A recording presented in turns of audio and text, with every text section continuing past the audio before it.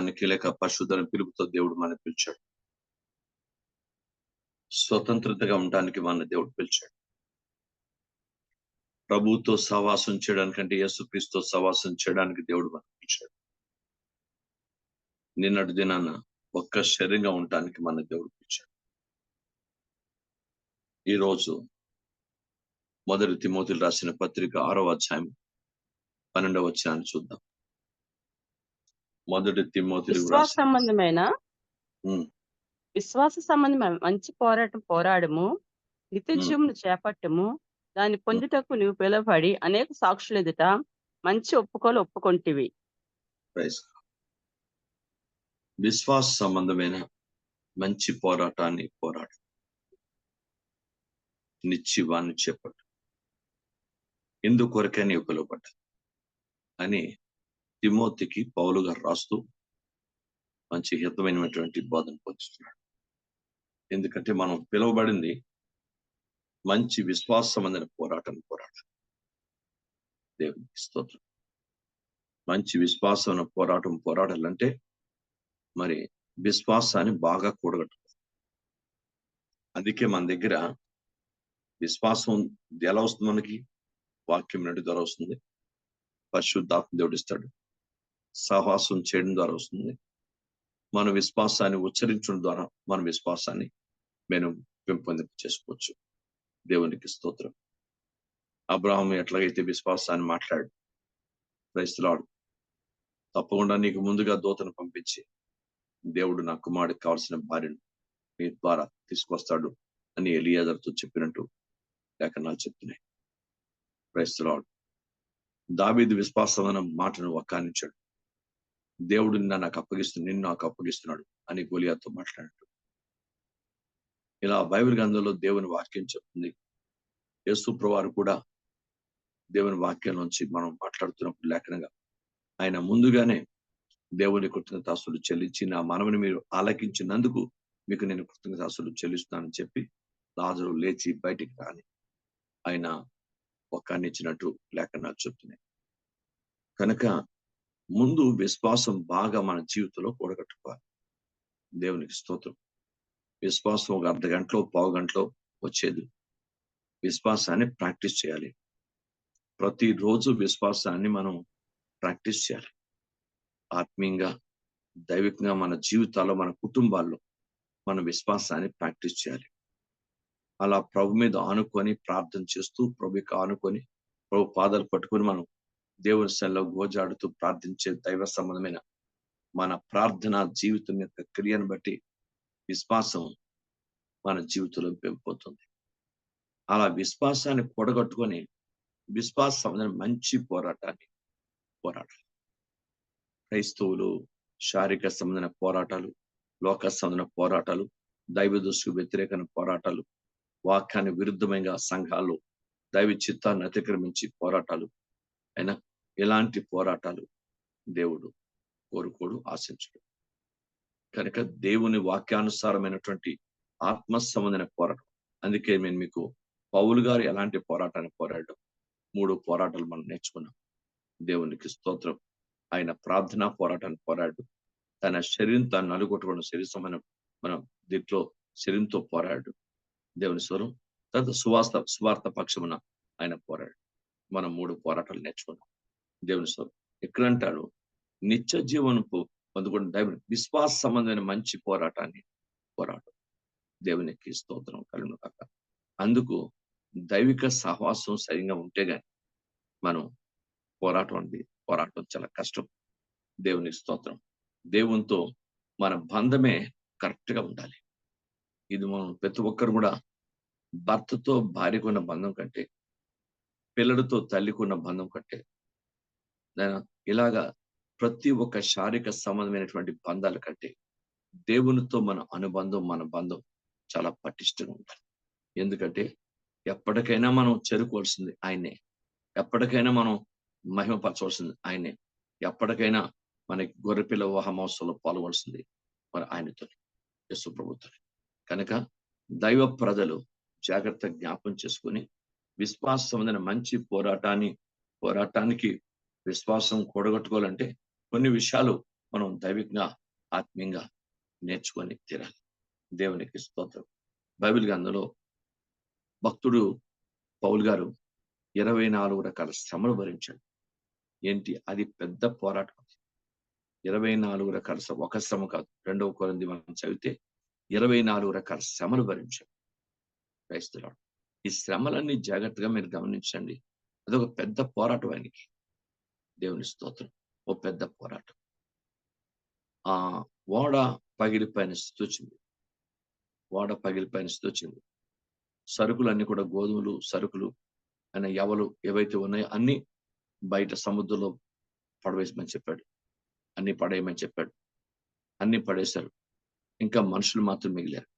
ఆ రాత్రి అందరూ ఎవరి మట్టుకు వాళ్ళు సేదతీరుతున్నారు. పౌలు గారు ప్రభు తట్టు చూసి ప్రార్థన చేస్తున్నాడు. ఆకాశం వైపు చూసి దేవుని దర్శనం కలిగి ప్రభు యొక్క స్వరం వినపడింది. ఏంటంటే, పౌలా, ఈ ఓడలో ఇంచుమించు 170 మంది, 200 మంది, 200 మంది ఎంతమంది ఉన్నారు అయినా వాళ్ళందరూ నీకు నేను అనుగ్రహిస్తాను. అయినా అందరూ ఒక ద్వీపానికి తప్పకుండా కొట్టుకొని వెళ్తారు. మీరు భయపడద్దు, మీలో ఎవరు చనిపోడు, మీరు ఎటువంటి పరిస్థితి అని చెప్పి దేవుడు రాత్రి ఆ ప్రభువారు మాట్లాడినట్టు పౌలు గారు ఉదయం లేచి చెప్తాడు. అయ్యా, మీరెవరు భయపడద్దు. రాత్రి నేను ఏ సర్వశక్తుల దేవుడు నేను సేవిస్తాను. ఆ సర్వశక్తులు యేసయ్య నాతో రాత్రి మాట్లాడి, మీరు భయపడద్దు, మీరు ఎవరు మరణించరు, మీరు ఒక ద్వీపాన్ని కొట్టుకొని పెడతారు అని చెప్పి నాకు సెలవిచ్చాడు. మీరు భయపడదు. మీరు బైబిల్ గ్రంథం పని అందరూ పడుకున్నారు. ఈయన పడుకోవచ్చు, కానీ ఈయన బాధ్యత చాలా ఎక్కువ. Praise the lord. ఎందుకు? ఓడలో చాలా మంది ఉన్నారు. ఆ ఓడలో ఉన్న వారందరూ కూడా ఎవరు చనిపోవడం, ఎవరు నశించిపోవడం దేవుని చిత్తం కాదు. Praise the lord. గుర్తుపెట్టుకోవాలి. చాలాసార్లు పిల్లలు నిద్రపోతారు, కానీ తల్లిదండ్రులు ప్రార్థించాలి. చాలాసార్లు తన భార్య కూడా బలహీనరాలు పడుకుని పోతుంది, కానీ భర్త ప్రార్థన చేయాలి. కొన్నిసార్లు భర్త బలహీనుడే పడుకుంటాడు, భార్య ఖచ్చితంగా లేచి తెల్లవారుజామున ప్రార్థన చేయాలి. ఈ దైవికమైనటువంటి బాధ్యతాయుతమైన పరిస్థితి అయితే నిత్య జీవ సంబంధ పోరాటానికి అనర్హులు అవుతాం. Praise the lord. నిత్య జీవ సంబంధం దానికి మనం పోరాటం అనర్హులు అవుతాం. దేవుని స్తోత్రం. బైబిల్ నిత్య జీవాన్ని చేపట్టాలి అంటే పోరాటం ఉంటుంది. నువ్వు మంచి పోరాటం, విశ్వాసం మంచి పోరాటాన్ని పోరాడు, అప్పుడు నిత్యజీవాన్ని చేపట్టు. Praise the Lord. ఎందుకంటే విశ్వాసంగా పోరాడకుండా నీకు నిత్యజీవం రాదు. Praise the Lord. అందుకే బైబిల్ గ్రంథం దేవుని పాదాల దగ్గర నేను మీరు కూడా ఆయన బలిష్టమైన చేతి కింద దీన మనస్కులమై నేను మీరు కూడా ప్రతి దినము వ్యక్తిగత ప్రార్థనలు కూడా చాలా బలం ఉండాలి. కుటుంబ ప్రార్థనలు చాలా బలం ఉండాలి. సంఘ ప్రార్థనలు కూడా చాలా బలం ఉండాలి. దేవుని స్తోత్రం కలుగుగాక. గుర్తుపెట్టుకోండి. ఎందుకంటే ఈ బలము, ఈ శక్తి దైవికమైన స్థితి లేకపోతే నిత్య జీవ పోరాటం లేక విశ్వాసం పోరాటం చాలా కష్టమవుతుంది.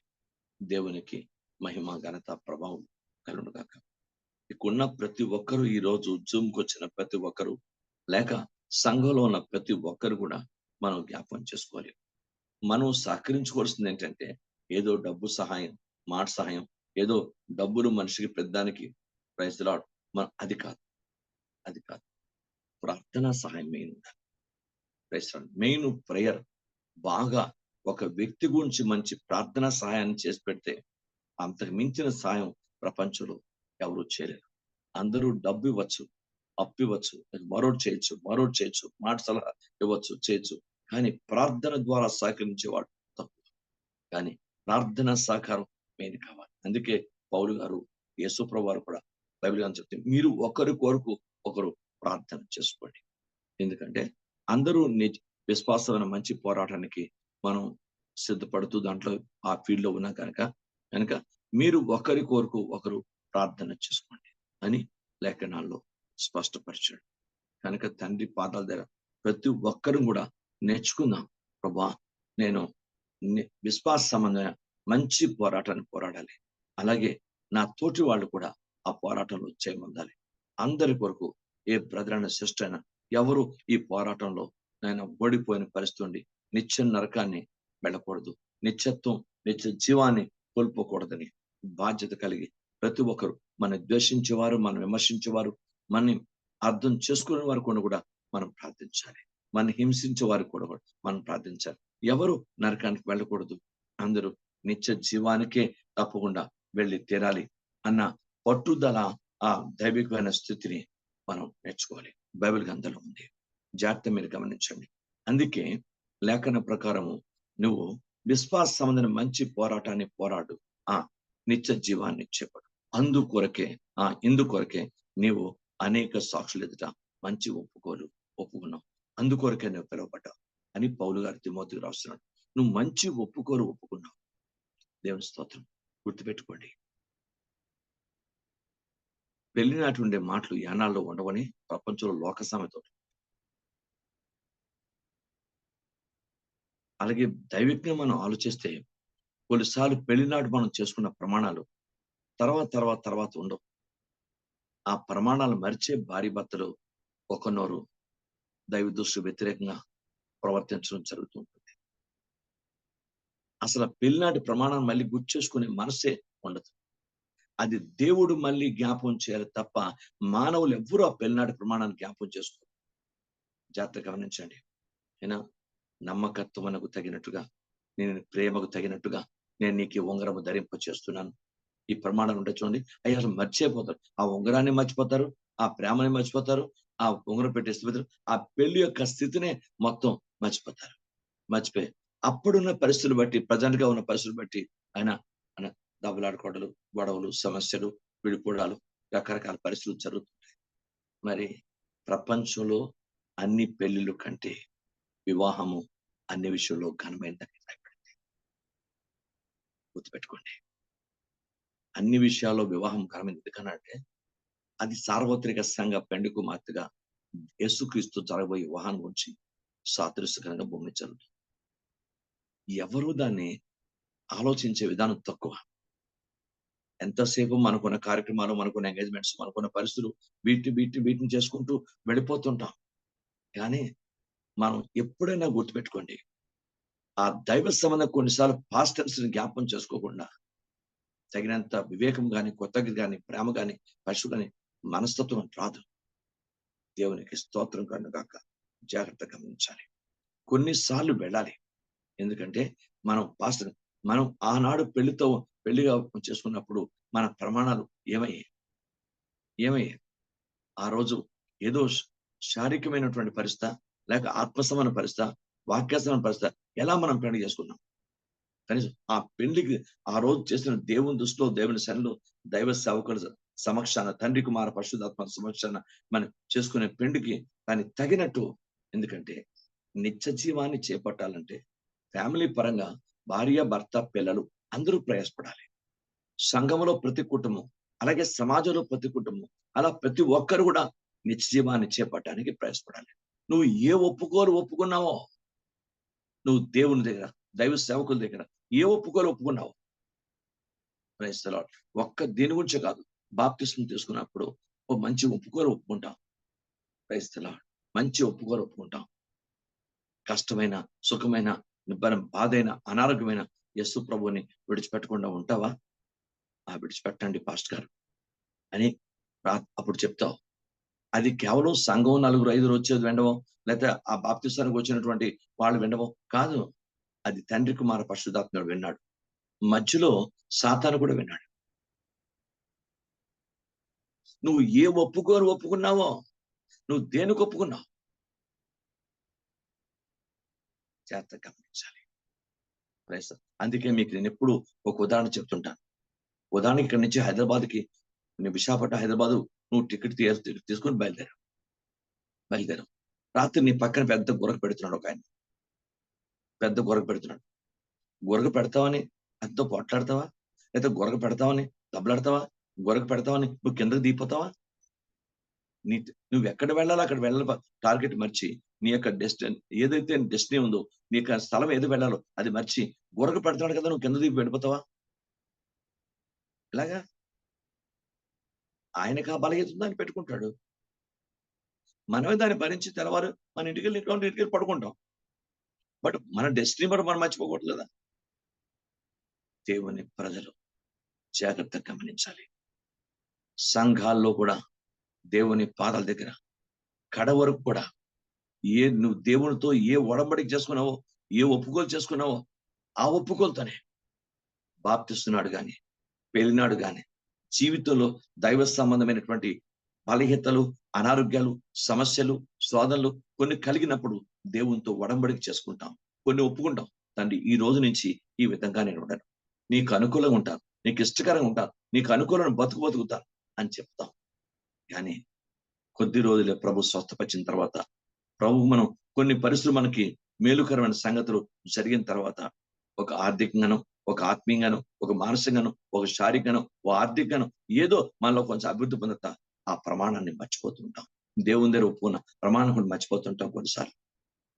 ఎందుకంటే బైబిల్ కష్టంలో ఉన్నప్పుడు మనం దేవునితో ప్రమాణం చేసుకొని ఉంటాం. పెళ్లినాడు ప్రమాణం చేస్తాం. బాప్తిసం తీసుకున్న రోజు కూడా మనం దేవుని దగ్గర ఒప్పుకొని ఉంటాం. నువ్వు ఏది ఒప్పుకున్నావో ఒక్కసారి రిపీట్ చేసుకో, జ్ఞాపకం చేసుకో. దేవుని సన్నిధిలో నువ్వు ఏది ఒప్పుకున్నావు, ఆ ఒప్పుకున్న దాన్ని ఖచ్చితంగా నెరవేర్చే వ్యక్తిగా ఉంటావు. దేవుని స్తోత్రం. నువ్వు ఇచ్చింది మాట దేవునికి. నేను మీకు చాలాసార్లు చెప్పాను, మళ్ళా చెప్తున్నాను జ్ఞాపకం చేసి. మా పాస్టర్ గారితో ప్రజలు, నేను ఈ పరిచయం చేయలేనండి, చాలా కష్టంగా ఉంది, నేను చాలా ఎంత కష్టపడినా ఒక అప్పు కూడా సంపాదించడం చాలా కష్టం అవుతుంది, నేను ఈ పరిచయం చేయలేను పాస్టర్ గారు అన్నాను. చేసి తీరాలన్నాడు. చేసి తీరాలి. మాట ఇచ్చింది నాకు కాదు, ఓ దేవుడికి. క్రైస్తవుడు మాట నెరవేర్చు. మరో దగ్గర ప్రయత్నం చేసి ఇంకో ప్రయత్నం చేయ, దేవుడు కార్యం చేస్తాడు. పిలిచిన వాడు నమ్మదగిన వాడు. తప్పకుండా పిలుపు అన్నది నీ జీవితంలో ఉండి తీరితే ఏ పసుపు దేవుడిని విడిచిపెట్ట. వెళ్ళి ప్రయత్నం చేయి. అలాగే ప్రయత్నం చేశాను. అలాగే దేవుడు ఆశ్రయించాడు. అలాగే సేవలో అభివృద్ధిని ఇచ్చాడు.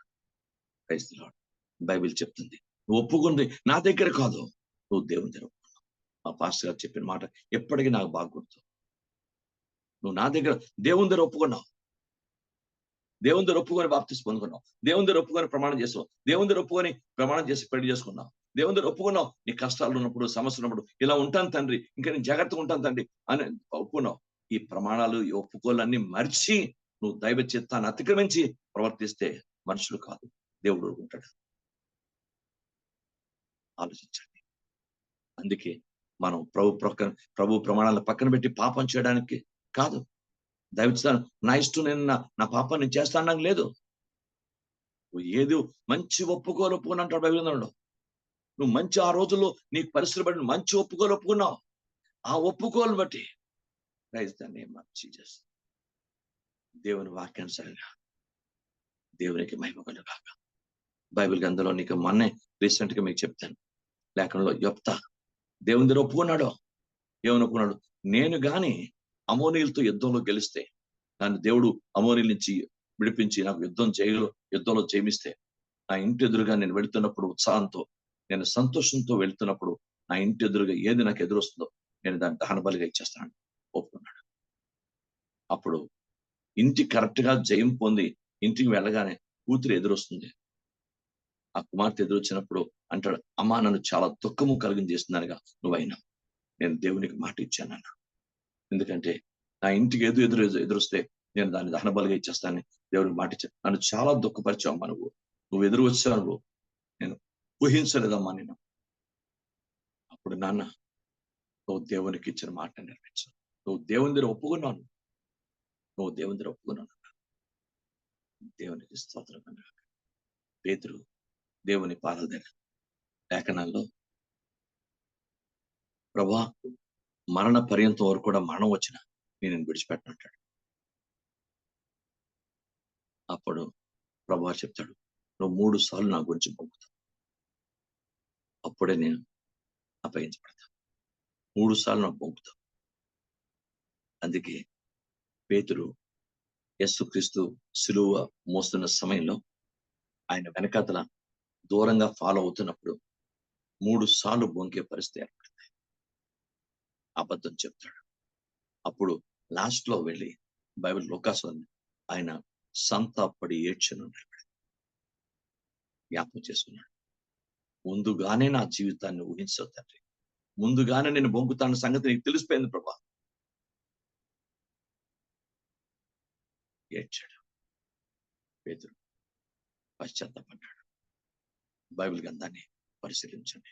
దేవుని సన్నిధిలో ఒప్పేసుకుంటాం. ముందు కష్టం వచ్చినాడు, బాధ వచ్చినాడు, సమస్య వచ్చినాడు ఒప్పేసుకుంటాం.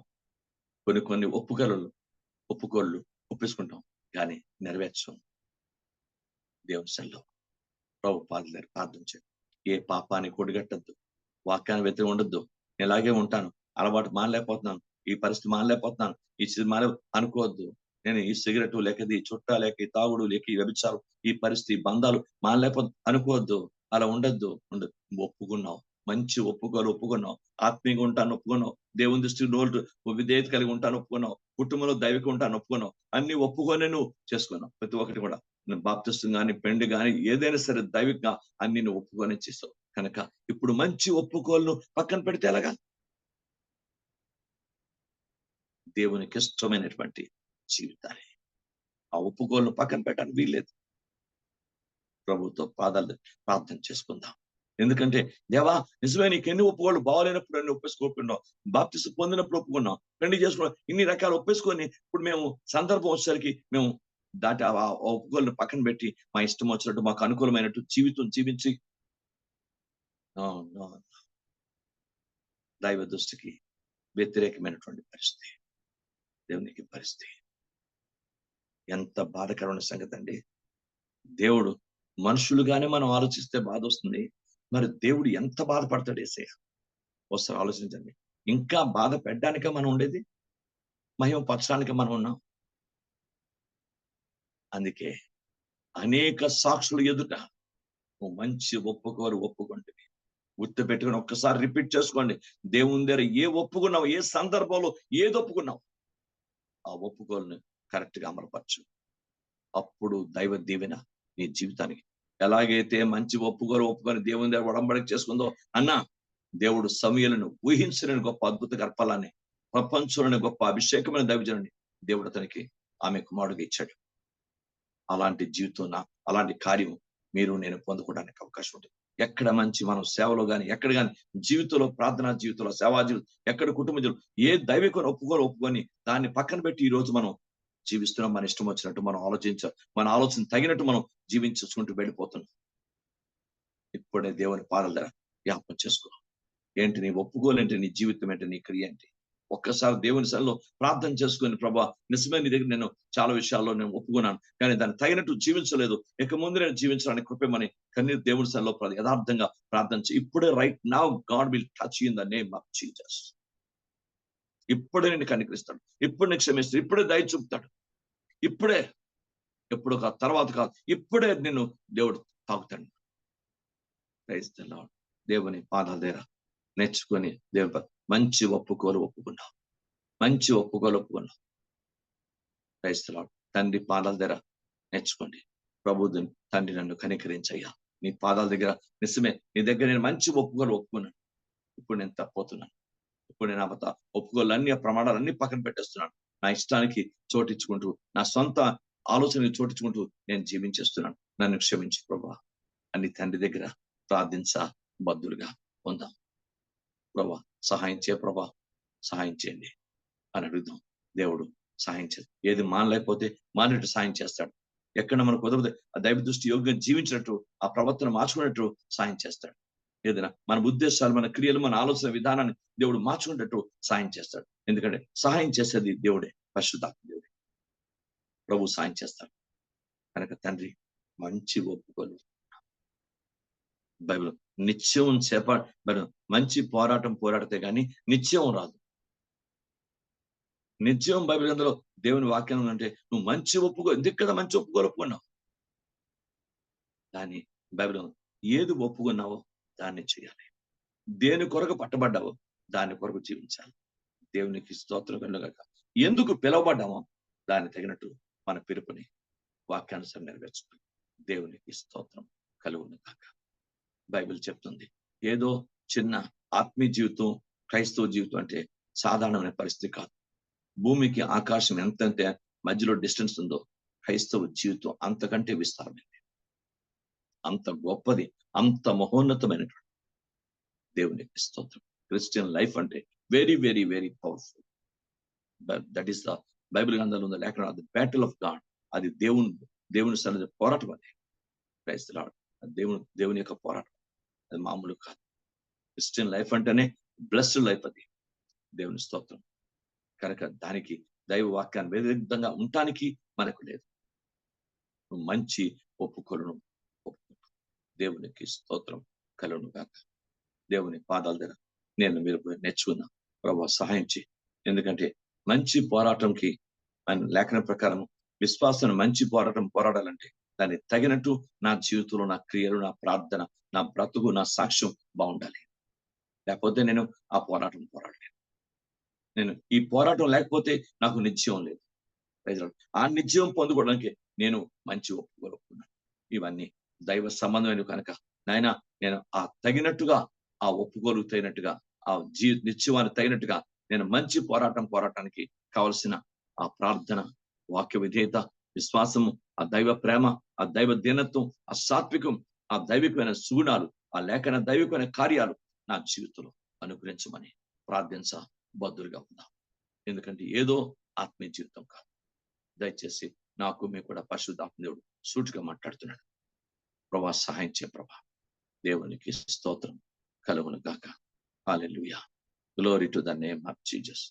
అందుకే దేవుని బిడ్డలు నేర్చుకోండి. భగవాన్ బ్రదర్స్ సిస్టర్స్ అందరూ కూడా నేను ఒక్కసారి మన జీవితంలో దేవుని దగ్గర ఏ ప్రమాణం చేస్తాం, ఎలాంటి ఒప్పుకున్నాం, ఎలాంటి ఇది ఉన్నాం. మనం సంఘంలో ఉన్నప్పుడు, సంఘానికి వచ్చినప్పుడు, లేక బాప్తిస్మం పొందినప్పుడు, లేక పెళ్లి చేసుకున్నప్పుడు, లేక కష్టాలు ఉన్నప్పుడు ఎలాంటి ఒప్పుకున్నాం. ఆ ఒప్పుకోలు కట్టుబడి దానికి తగినట్టు ఆత్మీయంగా ఉంది. దైవ వాక్యాన్ని వ్యతిరేకమైన పరిస్థితులు మనకొద్దు. ఎలాంటి లోకసమైన పాపానికి వాక్యాన్ని వ్యతిరేకమైన పరిస్థితులు మనకొద్దు. మనకి నిత్య జీవమే కావాలి. ఎందుకంటే ఇప్పుడు జీవిస్తున్న జీవం నిత్య జీవానికి సిద్ధపడడానికి తప్ప వేరొక పరిస్థితి కాదు. నిత్య జీవం, సమృద్ధి జీవం బైబిల్ గ్రంథంలో ఉంది. జీవం, సమృద్ధి జీవం, నిత్యం. 3 ముందు జీవం, తర్వాత అది సమృద్ధి కాబట్టి బైబిల్ గ్రంథంలో వచ్చాడని అక్కడ చెప్తుంది. ఆయన ఇచ్చుకు సమృద్ధిగా ఇచ్చుకు వచ్చాట. దాని 3వది నిత్యం, అంటే నిత్యత్వం. దేవునికి స్తోత్రం. బైబిల్ ఈ 3 ఇవ్వడానికే యేసు ప్రభువు భూమి మీదకి ఆయన మానవ రూపంలో వచ్చాడని లేఖనాలు చెప్తుంది. కనుక దేవుని బిడ్డ నాకు మీకు కూడా ప్రభువుకి ఆత్మ అంటాడు, నువ్వు ఏ ఒప్పుకోలుకున్నావో, ఎలాంటి పోరాటాన్ని అంతేగాని శారీరకమైన పోరాటం శక్తి ఉందా కానీ భార్యని కొట్టడం, శక్తి ఉంది కదా దేవుని వాక్యాన్ని వ్యతిరేకంగా భర్తను నోరుంది కదా నోటికి వచ్చినట్టు భర్తను మాట్లాడడం, లేక భార్యను కొట్టడం, లేక మగవాడైతే శక్తి ఉంది కదా ధైర్యం ఉందని భగవాన్ అధికారం ఉందని చెప్పి భార్యను కొట్టడం, ఇలాంటివి దైవ చిత్తానికి వ్యతిరేకమైనవి మనం చేయకూడదు. వాక్యాన్ని వ్యతిరేకతని మనం చేయకూడదు. నువ్వు ఎలాంటి దైవికను ఒప్పుకోలుకున్నావో ఒకసారి ఈ ఉదయ కాలంలో ఈ మెసేజ్ పరిశుద్ధాత్మ నీతో మాట్లాడుతుంటుంది కానీ ఒక్కసారి మనని జ్ఞాపం చేసుకొని, నేను నీ సన్నిధిలో నీ ఒప్పుకోలను తప్పానయ్యా, నన్ను క్షమించు, నీ ఒప్పుకోలు తగినట్టుగా నేను ఉండలేదయ్యా, నన్ను క్షమించమని ప్రార్థన చేయి. అనవసర గర్వాలు, అనవసర కోపాలు, అనవసర వాక్యాన్ని వ్యతిరేక మనస్తత్వాలు దాన్ని పక్కన పెట్టేయండి. నువ్వు ఏ ఒప్పుకోలు ఒప్పుకున్నావు దేవుని దగ్గర, దాన్ని సరైన రీతిలో దాన్ని చేయడానికి తగిన స్థితిని పొందుకునే స్థితి ఉండాలని ప్రభువు ఆత్మ నాతో మీతో మాట్లాడుతున్నాడు. రెండవది, దేవుని వాక్యంలో భక్తులు, అపోస్తులు లేక పౌలు గారు ఆ పోరాటానికి ఎంత శ్రమ, ఎంత బాధ, సువార్త దాని విషయంలో కానీ మరి తమ జీవితాల్లో కానీ ఎంత శ్రమ పడి ఉంటారు, ఎంత కష్టపడి ఉంటారు, దానికి తగినట్టుగా వాళ్ళు ఎంత జీవించుంటారు. మనకి ఆయన యేసు ప్రభువు గొప్ప పెద్ద ఆయన మనకి ఉన్నటువంటి ఉదాహరణ. Praise god. ఆయన నిత్యత్వం పొందడానికి, నిత్య రాజ్యాన్ని ఆయన మనం పొందడానికి ఎంత కష్టపడ్డాడు, ఎంత కష్టపడ్డాడు, ఎంత ప్రయాసపడ్డాడు, ఎంత మరణాన్ని పొందాడు, ఎన్ని శ్రమలు పొందాడు. అయితే గాని ఆ ఉన్నత రాజ్యం మరి వెళ్ళడానికి కష్టమైంది. కనుక ఈరోజు నాకైనా మీకైనా నేర్చుకుందాం, ప్రభా ఏదో జీవితం కాదు. దేవునికి స్తోత్రం. Praise the lord. రేపు మరొక విషయాన్ని మీకు చెప్తాను. ఎందుకంటే ఆల్రెడీ 7:10 అయింది. నిన్న కూడా ఎక్కువ టైం అయింది, 7:20 ఎంత అయిపోయింది. మళ్ళీ మీ డ్యూటీలు మేము వెళ్ళాలి. Praise god. మనం ప్రార్థన చేసుకుందాం. దేనికి పిలువబడ్డాం? మనం విశ్వాస సంబంధమైన మంచి పోరాటాన్ని, దైవ వాక్యాన్ని వ్యతిరేకమైనటువంటి పోరాటం కాదు. Praise the lord. మంచి పోరాటం. నేను కొన్ని బైబిల్ని ధ్యానించి కొన్ని సంగతులు రాసుకున్నాను. మంచిగా ఉండే కొన్ని పరిస్థితులు రాసుకున్నాను. బైబిల్ని ధ్యానిస్తూ ఒక మాట పరిశుద్ధాత్మ చూపిస్తున్న ప్రతి మాటను నేను రాసుకుంటూ మంచి సంగతులను నేను కొన్ని రాసుకున్నాను. ఎందుకంటే మనం బైబిల్ గ్రంథంలో దేవుని యొక్క వాక్యం చెప్తుంది, నేనైనా మీరైనా మంచి విషయాలు, చాలా దైవిక విషయాలు అవి నేర్చుకొని వాటిని అనుసరించడం అనేది చాలా గొప్ప దైవిక విషయం. దేవునికి స్తోత్రాలు. Praise god. ముఖ్యంగా ఒక మాట నేను మీకు చెప్పి ముగించేస్తాను. Praise lord. మంచి పోరాటాన్ని వాడు అవి ఉండాలంటే దానికి కావాల్సింది ఏంటంటే ముందు మంచివాడు కావాలి. Praise god. మీకు అర్థందా? ఒక దుష్ట వ్యక్తి మంచి పోరాటం పోరాడాడు. ఒక అపవిత్రుని వ్యక్తి మంచి పోరాటం పోరాడాడు. ఒక అన్యాయం చేసిన వ్యక్తి మంచి పోరాటం పోరాడాడు. ఒక అపవిత్రమైన వ్యక్తి మంచి పోరాటం పోరాడాడు. వాడు మంచివాడు మాత్రమే మంచి పోరాటాన్ని పోరాడాడు. దేవుని దృష్టి అది దేవుని దృష్టి అని మీకు నేను ఎప్పుడో మాట నేను చెప్తుంటాను. ఎంతమంది గుర్తు నాకు తెలీదు. అది ప్రసంగి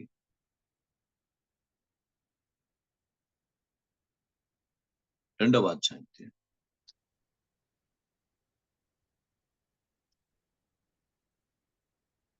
ప్రసంగి 2వ అధ్యాయం 26, 27 వచనం. 26 దైవ దృష్టికి మంచివాడుగా నుండి వానికి దేవుడు జ్ఞానమును, తెలివిని, ఆనందమును అనుగ్రహించును. అయితే చాలండి. మెయిన్ ఆ మాట కావాలి. దైవ దృష్టికి మంచివాడుగా దేవుడు జ్ఞానమును, అలాంటి వాళ్ళకి మంచి జ్ఞానం, మంచి తెలివి, మన ఆనందం కూడా ఇస్తాడు. అది రివార్డు. ఎవరు దైవ దృష్టి మంచివారు ఉంటాడు. చూడండి, లోకంలో అందరికీ మంచివారు ఉంటారు.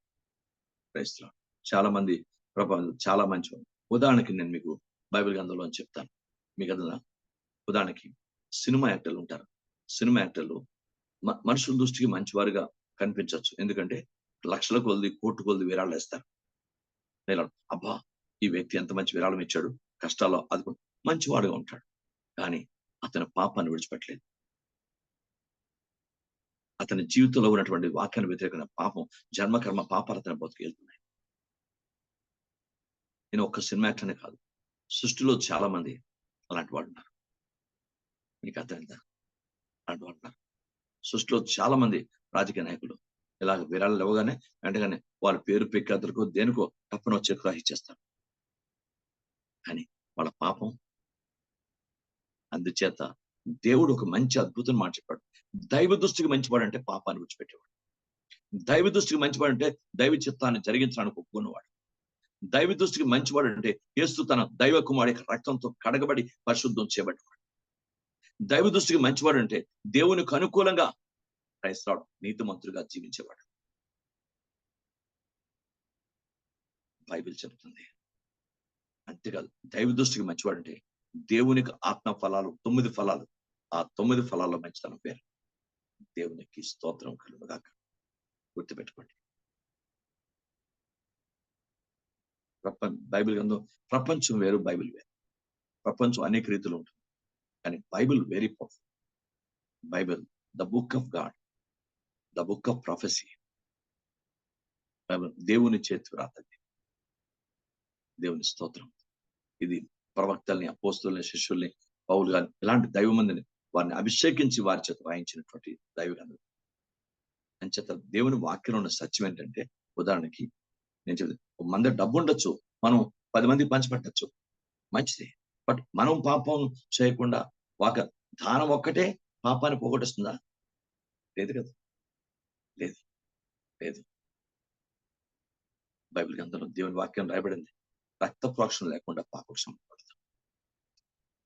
ఆ రక్త ప్రోక్షణే యేసుక్రీస్తు వారు చేశాడు. అందుకే యేసుక్రీస్తు రక్తమే మనని పాపం నుండి పరిహరిస్తుంది, పవిత్రపరుస్తుంది. దేవునికి స్తోత్రం. హల్లెలూయా. నా దగ్గర ఒక 100 రూపాయలు ఉంది, అడుకునోడు వచ్చాడు, ఒక 20 రూపాయలు నేను వేశాను, అంతట్లో నా పాపం పోద్దా? దానం ఇప్పుడు పాపాన్ని పోగొట్టలేదు. దానానికి వేరొక రీతిలో ఆశీర్వాదాలు కలగచ్చు. అలానే దైవ దృష్టికి మంచివాడిగా ఉండాలంటే కేవలము మనం మంచి పనులు చేసి, మంచిగా ఏదో చేసి మంచివాడిగా ఉండి మంచివాడిగా ఉండి సరిపోదు. పరిశుద్ధాత్మ ఫలాల్లో ఫలం అది ఫలించాలి. దేవుని ఆత్మ ఫలాల్లో ప్రేమ, సంతోషము, సమాధానం, మంచితనము, విశ్వాసము, ఆశానికము, ఇవన్నీ దైవ పని మంచి ఫలాలు. 9 ఫలాలు. ఆ 9 ఫలాల్లో తప్పకుండా ఆత్మ ఫలంలో ఈ యొక్క ఫలం మంచితనం ఉంది. అది దేవుని దృష్టికి మంచితనం. దేవునికి స్తోత్రం కలుగుగాక. Praise the name of Jesus. నేను చెప్పాను, బైబిల్ గ్రంథంలో అపోస్తుల కార్యములు 3వ అధ్యాయం వెళ్తుంటే అక్కడ కుంటివాడు శృంగార దేవాలయం మీద ఆయన మెట్లు దగ్గర కూర్చోబెట్టబడి అడుక్కుంటూ ఉంటాడు. పరిశుద్ధాత్మ దేవుడు సర్వశక్తులు యేసయ్య ప్రేరేపించాడు పేతురు, యోహాను. వాళ్ళు ప్రార్థన చేసి వాళ్ళు అన్నారు, బంగారం వెండి మా దగ్గర లేదు కానీ నిజంగా యేసునామం నమ్మని చెప్పి వాళ్ళు చేయి అందించారు. క్రైస్తలో వీడితో మనకెట్లే అని అనుకోలే. ఎప్పుడు నిత్యం ఎన్నో సంవత్సరాలుగా అడుక్కున్నాడు కనుక వీడితో మనకెట్లే, వీడి మన సంబంధం అనుకోవట్లే. గొప్ప బాధకరమైన పరిస్థితి అంటే కొన్ని సంవత్సరాలు కూడా మెట్లు దగ్గర కూర్చున్నాడు కానీ మెట్లోంచి లోపలికి వెళ్ళే శక్తి దగ్గర పాదాలకు లేదు, పాదాలు పలికిన. మరి అలాంటి వ్యక్తిని మరి లోపలికి రప్పించాలంటే దేవుడు పాదాలు స్వస్థపరిచి తప్ప మరి మామూలు ప్రయోజనం ఉండదు కదా. అందుకే పేతురు, యోహానులకి వాడి సమయము సంభవించింది. ఆ సమయం కరెక్ట్ గా ప్రాప్తించింది అక్కడ. దానికి బైబిల్ గ్రంథం పరిశీలించాలి. వానికి సమయం అప్పుడు ప్రాప్తించింది. అందుకే ఆ సమయంలో వీళ్ళలో ఉన్న దైవిక మంచితనం ఆత్మ ఫలాల్లో ఒకటి ఆయన అది ఉపయోగించేవాడు. దేవుడు వారిని, యేసుప్రభువు వారిని ప్రేరేపించాడు. అప్పుడు వారు చెప్పాడు, బంగారం వెండి మా దగ్గర లేదు, మా కొనదని మా కలిగిందని నీకు ఇస్తాం. నిజంగా యేసు నామములో నమ్మని పేతురు తన కుడి చేతిని ఆ కుంటి వాడికి ఇచ్చాడు. పేతురు ఎప్పుడైతే పేతురు చేయించాడో వాడు లేచి దిగ్గున లేచి వాడు పరిగెత్తుకుంటూ ఆ దేవాలయం లోపలికి వెళ్ళిపోయినాడు. క్రైస్తవులు గుర్తుపెట్టుకోండి, మానవ మంచితనం మానవ లోకం వరకే, దైవ మంచితనం దైవ రాజ్యాన్ని నడిపిస్తుంది. దేవునికి స్తోత్రం. కనుక బైబిల్ అందరూ మంచి వారు ఉండాలి, గుడ్, మంచిది. కానీ ఆత్మ ఫలాల్లో కూడా ఈ ఆత్మ ఫలంతో కూడా ఉంటే అదేంటి, మనకు కలిగిన వాక్యాన్ని బైబిల్ నీతిమంతుడు తన పొరుగు వారిని రక్షించు, తన పొరుగు వారికి దారి చూపు లేక సామెతలు. అది మంచిది. నీతిమంతుడే ఉండి మన పొరుగువానికి దారి చూపిస్తాడు. ఎలాగా? ఇగో నేను ఈ దారి గుండా వెళ్తున్నాను, ఇది యేసుక్రీస్తు యొక్క దారి, ఈ దారిలో రక్షణ ఉంది, ఈ దారిలో ప్రేమ ఉంది, ఈ దారిలో పవిత్రత ఉంది, ఈ దారిలో పరలోకం ఉంది, ఈ దారిలో అద్భుతాలు ఉన్నాయి, సూచకులు ఉన్నాయి, మనం సాతాను నుంచి విడుదల ఉంది, ఇవన్నీ దారిలో ఉన్నాయి. నీతిమంతుడు తన పొరుగు వారికి దారి చూపు సామెతలో ఉందన్నమాట. అది మంచిది. క్రైస్తవులు, నువ్వు ఆత్మలు సంపాదించు, అది మంచిది. నువ్వు దేవుని యొక్క స్వాత ప్రకటించు, అది మంచిది. స్తోత్రం. ఇలాగా దైవిక మన జీవితాన్ని ఆత్మీయంగా దేవునికి అనుకూలంగా మార్చుకోవాలి. Glory to the name of Jesus.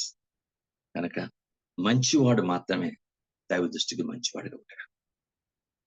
కనుక ముందు దైవ దృష్టికి మంచివాడు కాకుండా మంచి క్రియలు చేయమంటే మన వల్ల కాదు. నేను పిల్లవాడిగా ఉన్నప్పుడు పిల్లవాడిని చేత చేశాను అంటారు పౌలు గారు. ఇప్పుడు మనం పిల్లవాడిగా ఉన్నాం, పిల్లవాడిని చేత చేశాం. ఇప్పుడు మంచి దైవిక దృష్టి మంచివాడిగా, ఇప్పుడు మంచిగా ప్రభువుకు అనుకూలంగా.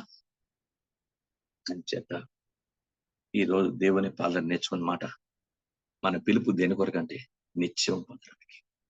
మంచి పోరాటం విశ్వాసాన్ని మంచి పోరాటం నిత్యం. అందుకొరకే నువ్వు అనేక సాక్షులు ఒప్పుకున్నావు, ఇందుకొరకే నువ్వు పిలువబడ్డావు. నీ పిలిపే నిత్యం పొందడానికి, నువ్వు పిలిపే నువ్వు మంచి సాక్షిగా ఉండడానికి, నీ పిలిపే మంచి పోరాటానికి, నీ పిలిపే దేవునికి మహిమకరం ఉంటాడు. దేవుడు తన మాటలు మనం ఇంటికి దీవించిన కాక ప్రార్థన చేద్దాం.